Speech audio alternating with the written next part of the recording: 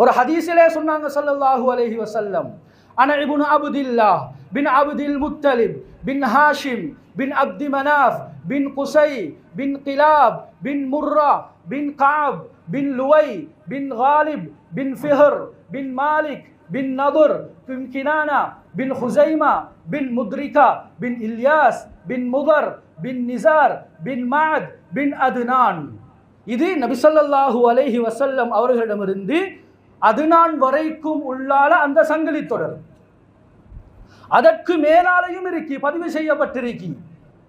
பாருங்க, பின் அவத் பின் ஹுமைசா பின் சலாமான் பின் அவுஸ் பின் பவுஸ் பின் கிம்பால் பின் உபைத் பின் நாஷித் பின் ஹிசா பின் புல்தாஸ் பின் யதுலாஃப் பின் தாபக் பின் ஜாஹிம் பின் நாஹிஸ் பின் மாஹி பின் ஐஃபி பின் அபுகர் பின் உபைத் பின் நத்துஆ பின் ஹம்தான் பின் சம்பர் பின் யஸ்ரிப் பின் யஹ்சன் பின் யல்ஹன் பின் இர்இவா பின் ஐதி பின் தீஷான் பின் ஐசர் பின் இக்னாத் பின் ஈஹாம் பின் முகஸ்ஸர் பின் நாஹிஸ் பின் ஜாரிஹ் பின் சமி பின் முஸை பின் இவத் பின் இராம் பின் கைதார் பின் இஸ்மாயில் பின் இப்ராஹிம் பின் ஆசர் பின் நாகூர் பின் சர்ரூஜ் பின் அருகு பின் ஃபாயிஜ் பின் ஆபிர் பின் அர்ஃபக்ஷாத் بن سام بن نوح بن لامك بن متواشالح بن إدريس بن يرد بن محلعيل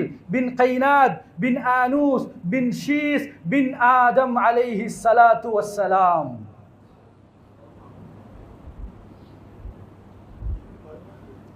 ஸல்லல்லாஹு அலைஹி வஸல்லம்